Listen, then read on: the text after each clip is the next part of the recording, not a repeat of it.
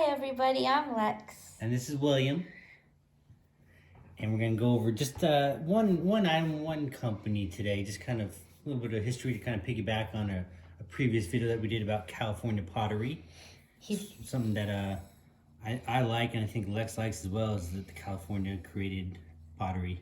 Yeah, it's cool. Cool pieces. And you get to teach me all about this one because I don't know about this maker. This is pretty. It is pretty. It kind of grows on you. Yeah. So the company is called Vernon Ware. And it's modern? Mid-century. Oh, it looks modern. It does look modern, but yeah.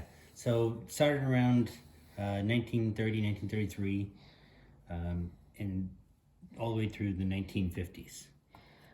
Ooh. So it's not too 1950s, modern. my gosh. Yeah. They were good at what they did. Look at this. Yeah. The glaze is amazing on here. So they were made by Vernon Kilns in Vernon, California, which is in the Southern California area. So again, from the 30s through the 50s, they took over from a company called Pottery and China Company. So they basically bought them out and started producing under the Vernon Ware brand. So the original owner was Faye Benison. She bought the company in 1931 and renamed it as Vernon Kilns.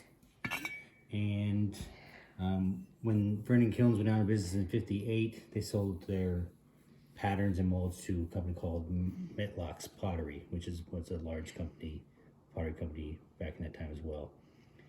So during its time, the company was considered one of the big five California potteries. Metlock's was another one. I'm not really going to go with the other. So would this be, this is Monterey, and you're talking about Vernon, California. So that's kind of middle of the coast, like Bay Area. No, so it's from Vernon, California was the company. Okay. Monterey is the line. Oh, So yeah, if you see all right. Mark, when I originally saw So this that's piece, that's the style. Yeah, I thought it was made in Monterey, which would have made it more cooler in my mind. The style, the model, whatever the brand is, the line, I should say, is Monterey. But it did end up being one of the big five. Yes. That people are like always collecting the California pottery from the big five. So they're you can see why. Handmade pieces, mostly hand painted. Especially this one, you can see kind of not imperfection, but you can see it a lot right here on this leaf. Yeah. You can see the brush stroke itself. That's one of those things you look for, even under a loop. You're looking for brush strokes, and look, you can see where that stroke came up and then crossed that tip.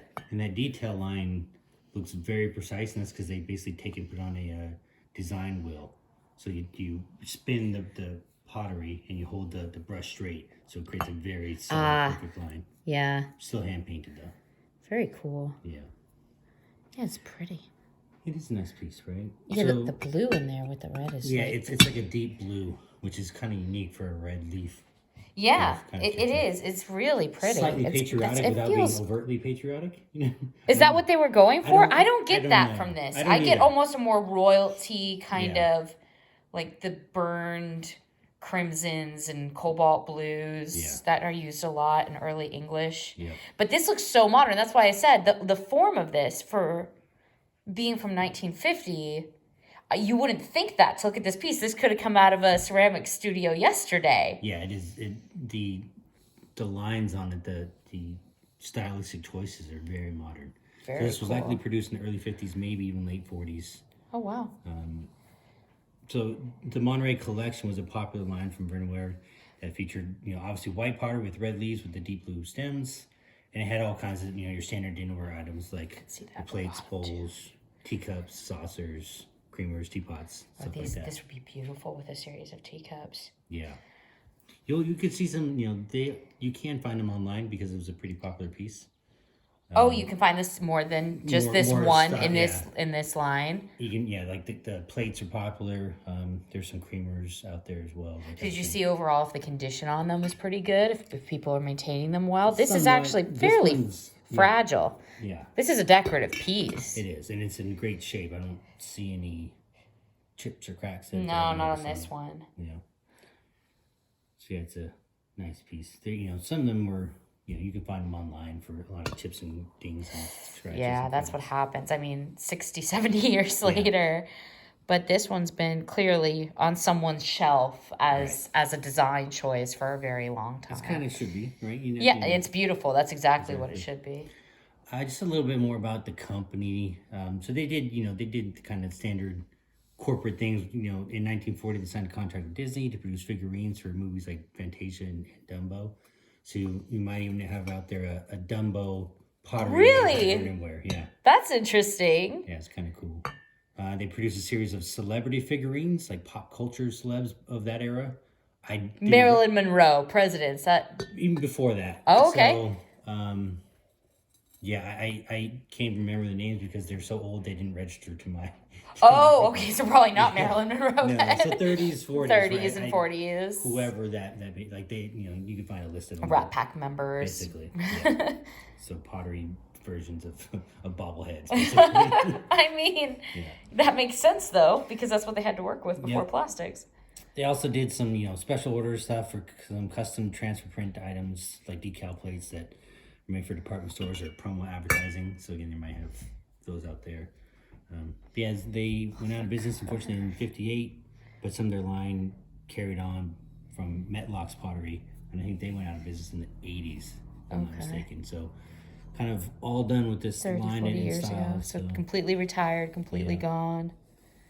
That's kind of it for Vernonware, another cool California pottery company. California pottery is so desirable, and it is going through a popularity, a trend boom, which is actually great because it means people will start putting collections back together, and then hopefully they'll survive another century. Right. So, and this one's, this is beautiful. It's a cool piece. Very cool. Now I know all about that one. There you go. Because we try to research a lot of the different California potteries. Right. There's so many. Yeah. And so when we find a piece like this, it's cool. You get to teach me about it. Yeah. And it's nice to have a solid written history of companies. You don't always find so that you have that provenance coming down, and you can really tell where it's from. And that stamp is really clear. It's super clear. Someone had this on a shelf and dusted it every month. Never used it. Even look at the shelf wear on the basing ridge is even minimal. Mm-hmm. It's hardly. I bet they had it on a lace doily. Probably. That's when you see that somebody took really good care of it and clearly never really been used. It's pretty. Yeah, very cool. Well, thank you. Cheers. And thanks everybody for watching. Like and subscribe. Tell us what you want videos of, and we'll make another video for you soon. Awesome. Bye. Bye.